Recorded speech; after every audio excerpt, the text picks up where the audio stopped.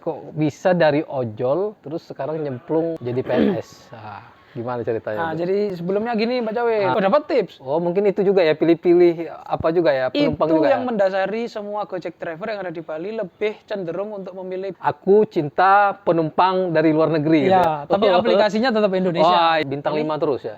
Bintang 5 terus. Apa boleh dilihatkan di kamera? Oh, boleh. Ah, ya di Bintang 5 situ. terus. Teliti, ternyata apa pujian customer untuk saya itu paling banyak di ini. Sikap driver, penemuan lokasi, sama komunikasi. Salam satu aspal.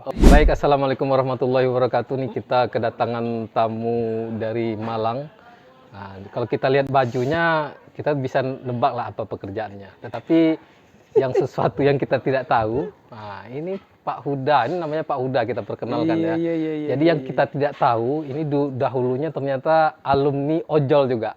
Nah, kira-kira gimana tuh Mas? Kok bisa dari ojol, terus sekarang nyemplung jadi PNS? Nah, gimana ceritanya? Nah, jadi sebelumnya gini Pak Cawe.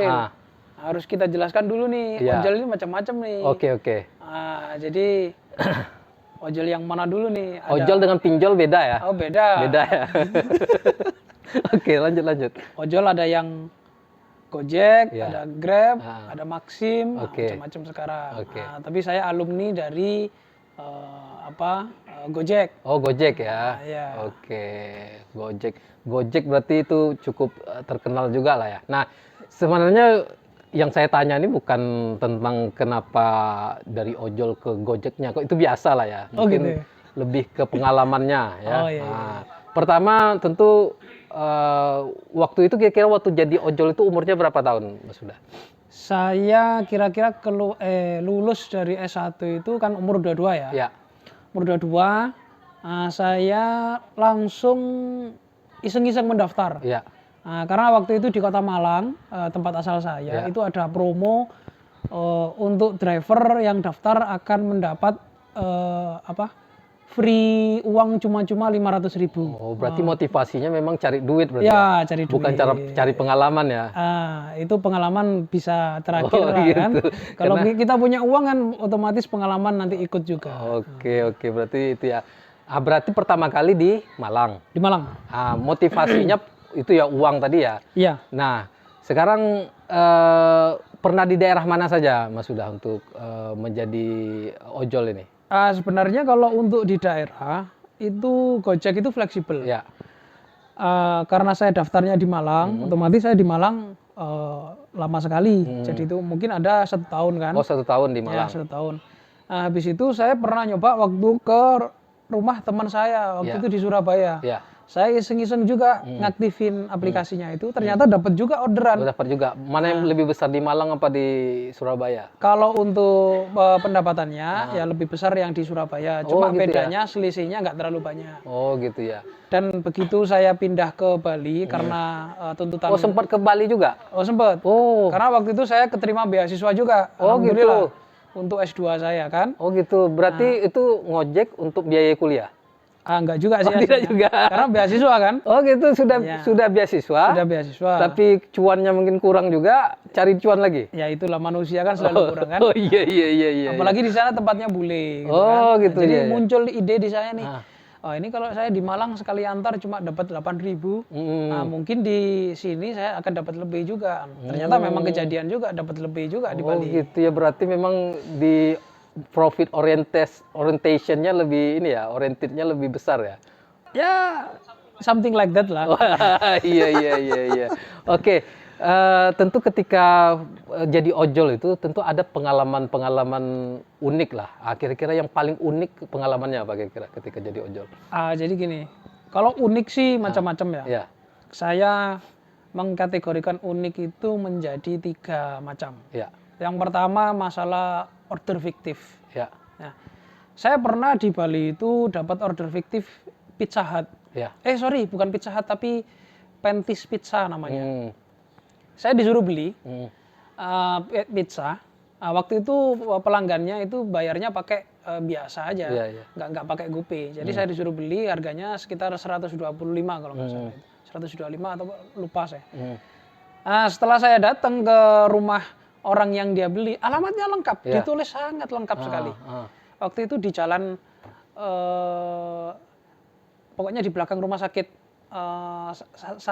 Sanglah, rumah sakit Sanglah. Alamatnya lengkap, nomornya juga ada, nomor HP-nya juga bisa dihubungi. Tapi begitu saya di sana, ternyata orangnya nggak order. Orang lain yang order dan disasarkan ke sana. Oh gitu. Ya, otomatis ya saya nggak bisa ngapa-ngapain karena waktu itu si Gojek ini sistem security-nya masih agak lemah kan. Nah, masih rawan terhadap penipuan seperti itu. Akhirnya ya sudah, saya makan sendiri. Saya habiskan pizza seharga 120. Wih, zaman itu ya. Ya, zaman itu. Oke. Kalau paling banyak kalau dalam satu hari itu berapa, Pak Uda? Satu hari order itu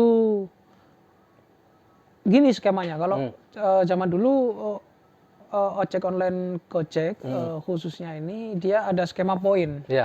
Skema poin itu kalau dia sudah mencapai 20 poin, dia akan mendapat insentif dari Gojek itu ditransfer melalui GoPay itu sebesar 100.000 kalau saya. 100.000 ya. 100.000.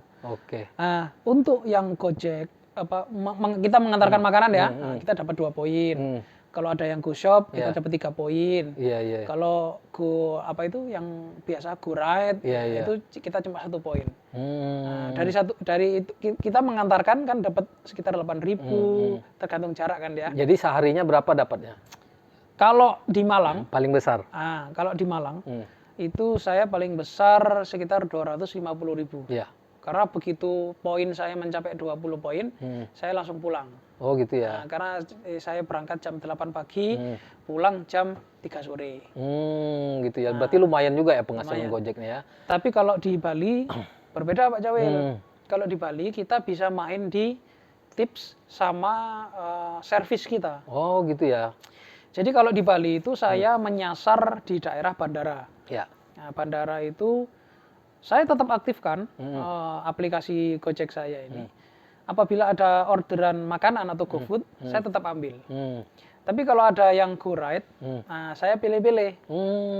Kalau ada yang namanya orang Indonesia, itu mungkin saya akan skip dulu ya.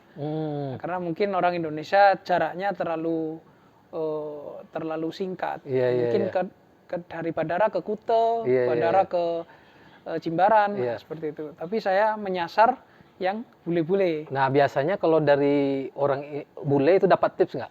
Oh dapat tips. Oh mungkin itu juga ya, pilih-pilih apa juga ya, penumpang itu juga yang mendasari semua Gojek driver yang ada di Bali lebih cenderung untuk memilih bule daripada orang lokal. Gitu karena orang lokal dia sudah tahu cara membaca Gojek. Nah, tapi untuk yang orang luar mungkin dia hanya bisa menginput saja. Tujuanmu kemana, harganya segini. Oh berarti lebih menguntungkan ya. Nah, sedangkan untuk harga di rupiah Indonesia itu menurut orang luar kan terlalu kecil. Karena kebiasaan orang luar itu dia sudah membayar banyak nih sekali trip itu di sana Uber kan banyak tuh berapa dolar kan. Nah, habis itu ada tips, kebiasaan tips orang luar itu. Jadi kalau nggak nge-tips itu seakan-akan mereka merasa bersalah. Gitu ya. Oh gitu ya. Itu udah kebudayaan ya. Jadi memanfaatkan kultur orang ya. Bukan memanfaatkan. Kita apa ya? Looking for opportunity. Iya. Berarti tidak hanya kalau kita kan sekarang kan soal brand ya. Ada bilang brand aku cinta produk Indonesia. Kalau ini beda ya. Aku cinta penumpang dari luar negeri. Tapi aplikasinya tetap Indonesia. Tetap Gojek ya. Dimanfaatkan dari turis ya untuk menghasilkan uang. Nah, penumpang tentu banyak model-modelnya nih, Uda nih. Nah, ini kalau penumpang yang kira-kira yang berkesan menurut Mas Uda nih ketika selama ini dapat penumpang yang paling berkesan, apa kira-kira nih? Kalau berkesan itu juga saya membedakan lagi. Ada berkesan yang positif dan ada yang berkesan negatif. Yang positif dulu, yang positif dulu. Yang positif itu adalah saya harus katakan ini pengalaman saya dapatkan dari orang luar juga, orang bule. Jadi begitu saya di bandara, habis itu saya dapat order untuk mengantar ke daerah Ubud. Ubud itu jaraknya ya lumayan jauh lah dari bandara, sekitar kalau pakai sepeda motor sekitar 1,5 jam. Waktu itu harga yang tertera di aplikasi 65.000. Tapi saya dikasih sebesar hampir 1 juta. Langsung dikasih gitu aja? Langsung dikasih aja. Oh, sengaja itu atau? Ternyata dia adalah bule dari New Zealand. Oh iya. Nah, setelah nyampe di Ubud, dia minta diantarkan ke rumah seni atau galeri pertunjukan seni. Waktu itu saya lupa nama daerahnya ya. Saya disuruh nunggu. Saya disuruh nunggu. Dia bicara kepada saya pakai bahasa Inggris. Tolong tunggu Pak saya. udah bisa bahasa Inggris? Oh yes, I can speak English. Oh, mantap sekali ya. Oh berarti ya. Lanjut terus setelah Jadi, disuruh nunggu. dia suruh nunggu, Pak. Kira-kira gini artinya. Pak bisa nggak nunggu saya? Saya di sini, sekarang masih jam 9 pagi. Iya. Tapi bisa nggak nanti Bapak jemput saya lagi ke sini sekitar jam 5 sore? Iya.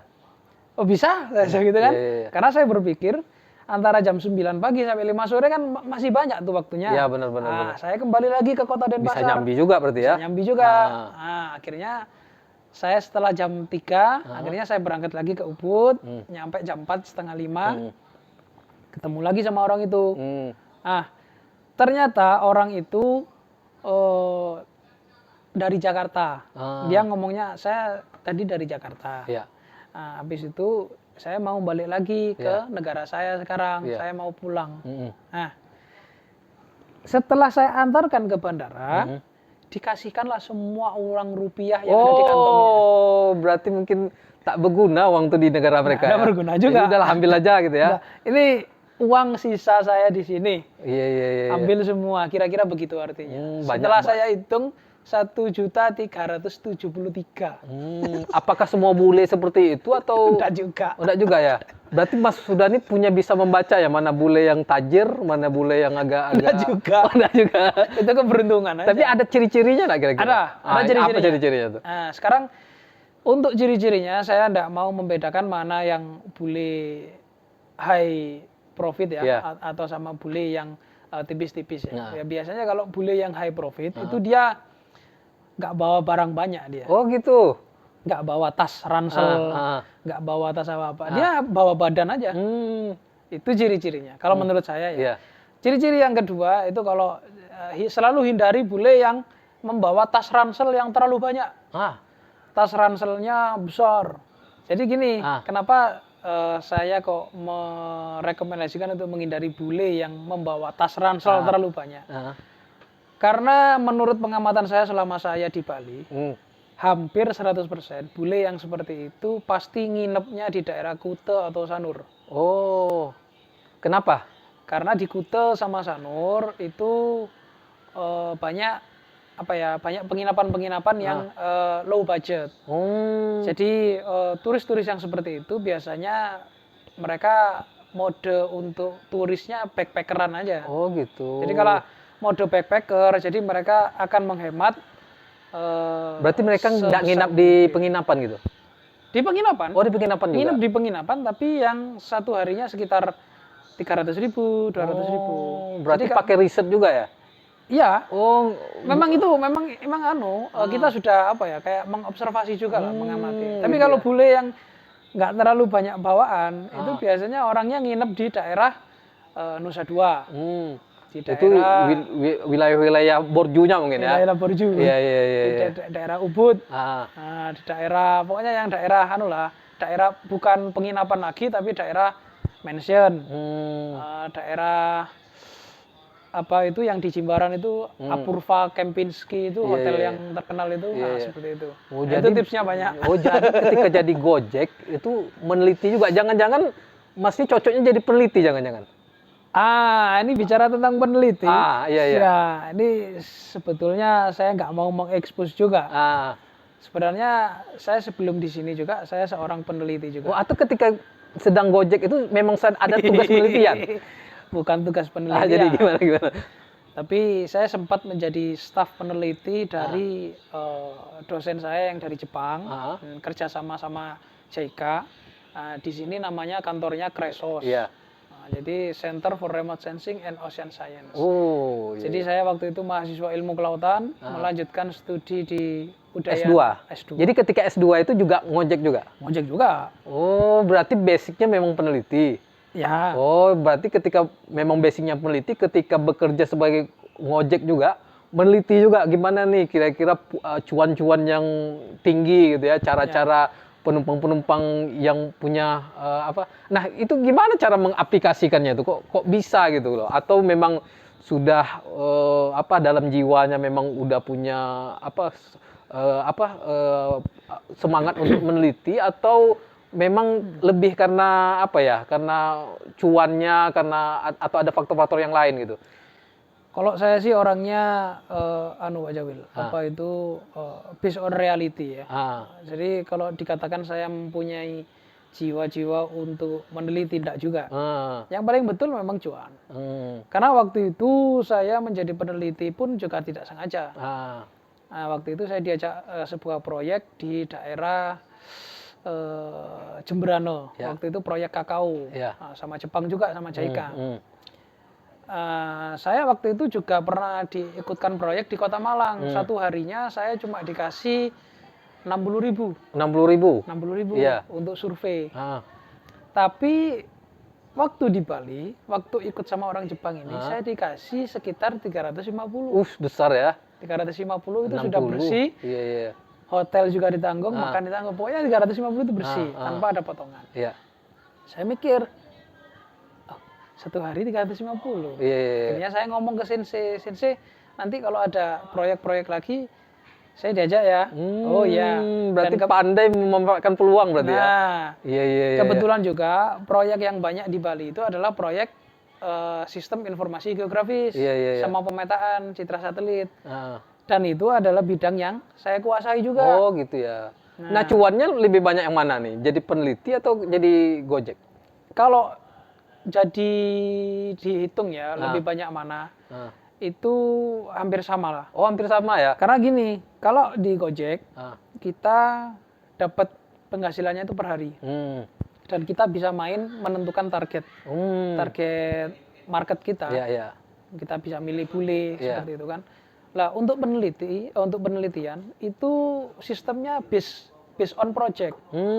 Jadi cairnya itu kalau proyeknya sudah selesai. Nah, pada saat itu saya kan mahasiswa butuh makan tiap hari. Oh iya, berarti ada proyek jangka pendek, ada proyek jangka panjang. Ya, nggak mungkin juga saya menunggu proyek selesai. Iya. Sedangkan proyek selesai biasanya itu 4 bulan, 3 bulan, bahkan ada yang sampai 6 bulan. Ini karena kiriman orang tua kurang atau bagaimana kira-kira ini? Kalau orang tua sih ngirim, tetap ngirim. Tetap ya? Ya, cuma saya ini kan nggak pernah meminta lebih. Oh iya. Jadi ya dikiriminya segitu, ya saya mintanya segitu. Iya. Sedangkan kebutuhan banyak mungkin ya. Kebutuhan kalau di Bali itu rata-rata hampir tergantung pinter-pinter orangnya sih. Karena kalau kita beli di apa ya, kayak di resto atau di mana, otomatis mahal. Tapi kalau di Bali kan rata-rata orang yang jual di sana itu orang Banyuwangi, Jember. Jadi banyak makanan Jawa yang murah-murah, mulai dari 10.000 sampai 12.000 ada semua. Iya. Jadi kita pilih salah yang murah. Otomatis paket orang apa tuh? Orang miskin. Paket orang miskin. kayak anu itulah. Oke, tadi kita berbicara tentang pengalaman yang positifnya tentang apa tadi ya, menjadi Gojek untuk dapat penumpangnya. Sekarang kita yang negatifnya gimana nih kira-kira? Yang negatifnya seperti ini nih. Ini negatif nih kayaknya. Banyak biasanya banyak orang yang tanpa mengetahui proses di belakang Gojek itu. Orang itu mungkin berada di bandara gitu.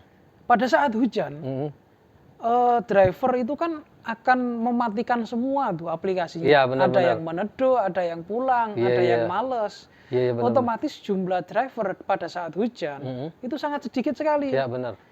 Otomatis apa konsekuensinya? Konsekuensinya orang yang pesan akan mendapat driver yang kemungkinan bisa jauh posisinya dari dia. Karena driver sedikit, otomatis sistem akan memperlebar jangkauan pencariannya kan. Nah, itu kadang kita mendapat customer yang mau cepet. Mas, jemput saya di titik ini 5 menit ya. Sedangkan kita jauh tuh. Nih. Nah, habis itu kita konfirmasi ke orangnya. Mas, Bu, kita posisinya jauh. Bisa nggak menunggu sekitar 15 menit, 20 menit? Belum lagi jauh, gitu kan? Belum lagi macet atau apa, gitu kan?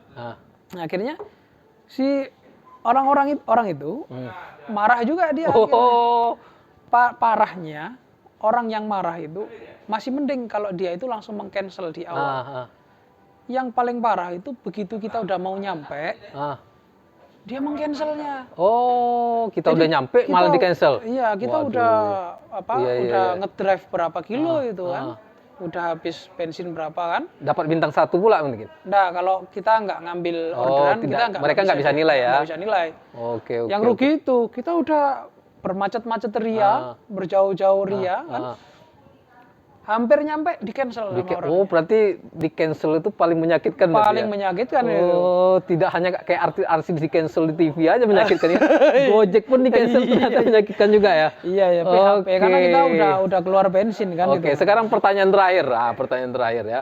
Pertanyaan terakhir ini kira-kira selama berpengalaman menjadi Gojek itu kira-kira hal apa kira-kira yang bisa diambil untuk pengalaman hidup kira-kira?